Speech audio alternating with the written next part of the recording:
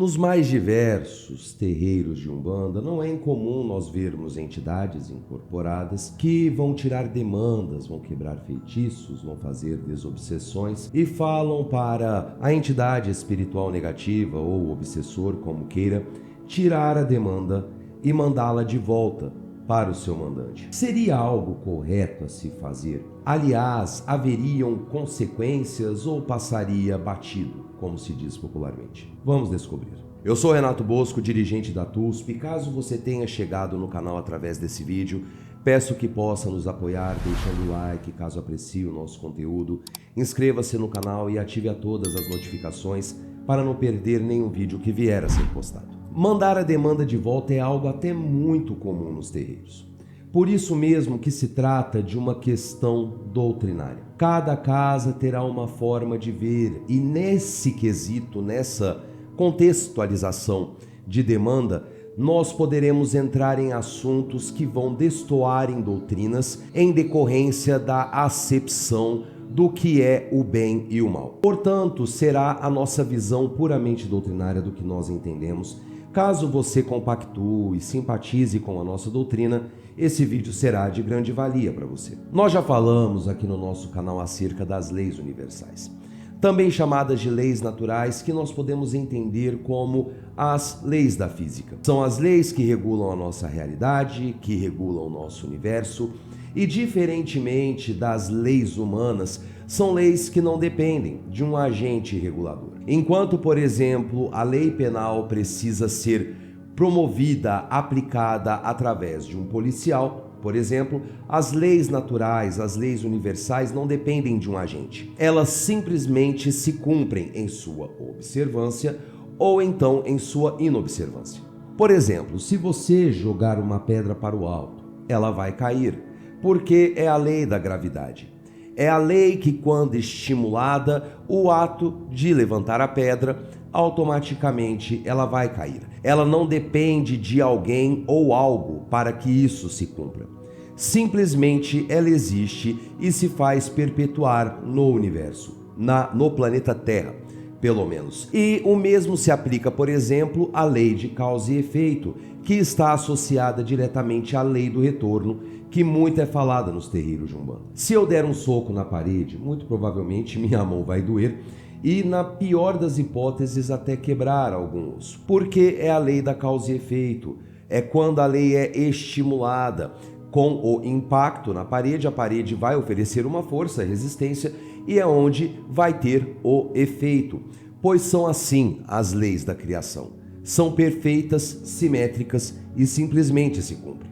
Entendendo a demanda em suas diversas formas, nós entendemos ela por uma causa, ou seja, um trabalho negativo que carrega más intenções, às vezes a intenção de amarrar alguém, a intenção de fazer o mal a alguém.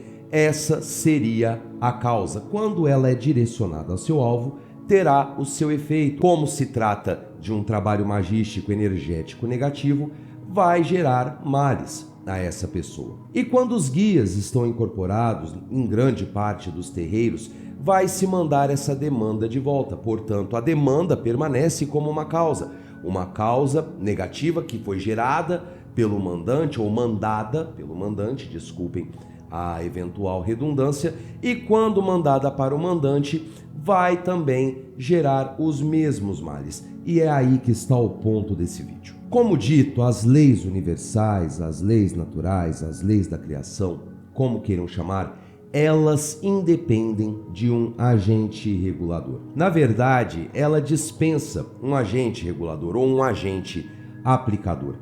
A partir do momento, na nossa visão doutrinária, é claro, que guias espirituais estão pegando essa demanda e mandando de volta para o agente, para aquele que encomendou o trabalho, está se violando essas leis, pois está se querendo dar celeridade à aplicação de leis que acontecem de forma natural, de forma apropriada, simétrica e perfeita, tal como Deus criou. Para podermos melhor analisar se efetivamente existe um agente regulador para as leis do universo, para as leis da criação, seria o próprio Deus, o Senhor de todas as coisas. Uma vez que o guia espiritual está pegando essa demanda e retornando-a para a sua origem, para fazer mal à origem, é como se o guia quisesse brincar de Deus. A lei de causa e efeito, que é ligada diretamente à lei do retorno,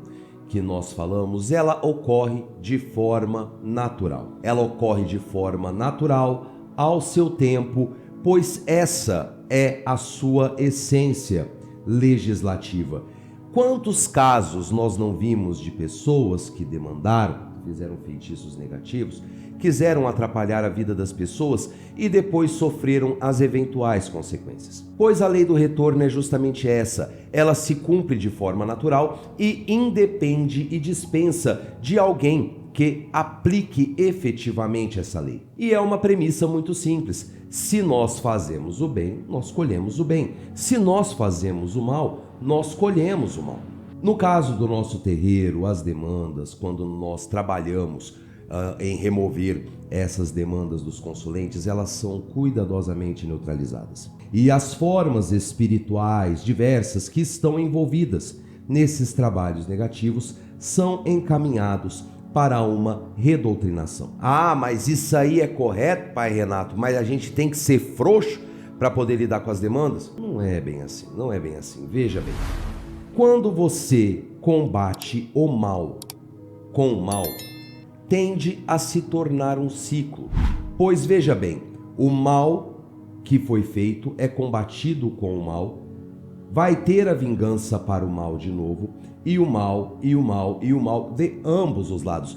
Portanto, se torna um ciclo vicioso que vai fazer com que ambos os lados pereçam. Sabem aquele adágio bíblico, quem fere com a espada será ferido?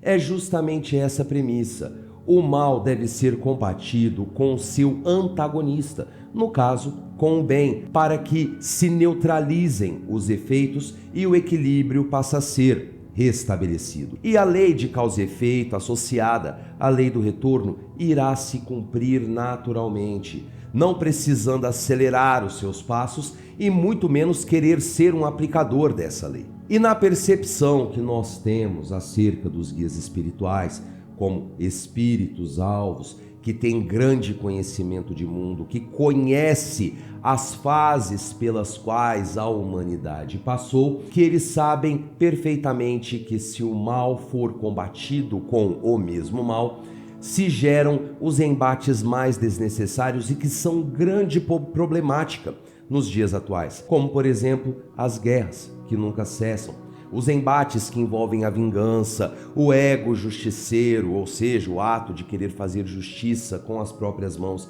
e assim por diante. E nesse ciclo vicioso de combater o mal com o mal, de ferir com a espada e com a espada ser ferido, é que a humanidade tem se deteriorado cada vez mais, voltando aos seus primórdios de pura animalidade. Por isso mesmo que um agente é combatido com o seu antagonista, o mal é combatido com o bem. E o bem é combatido pelo mal sempre, pois ambos coexistem, um depende do outro para existir. E esse embate é eterno, é constante, para que se estabeleça o equilíbrio, a sinergia da criação. Não estou falando que por vezes o bem tem que vencer e o mal tem que vencer. Não. Ambos sempre vão existir. E é justamente em combater o mal pelo bem que nós estamos estabelecendo o equilíbrio com a criação. E é justamente por esse motivo que os guias, na nossa visão doutrinária, sempre vão neutralizar o mal com boas intenções, pois eles sabem que esse ciclo vicioso é extremamente destrutivo. A demanda é neutralizada devolvendo a paz para o consulente. E o espírito negativo que estava envolvido nesse processo é convidado à redoutrinação para que ele possa reconhecer o bem que, em decorrência da sua natureza densa, da sua densificação energética, esquece que um dia existiu. O espírito negativo é tão viciado em fazer maldade para os outros, em se alimentar vampirescamente das energias espirituais, que esquece que um dia ele teve lapsos de bondade, sobretudo em encarnações, ou então quando era um espírito que estava mais iluminado pelas bênçãos de Deus. Então ele acaba se esquecendo do bem e é convidado a reconhecer que existe o antagonista do mal para que ele possa se espelhar e ver que existe um caminho melhor adiante. Deixemos as leis naturais ou leis divinas seguirem o seu ritmo natural. E vamos nos cuidando nesse processo para nos tornarmos pessoas melhores e mais esclarecidas,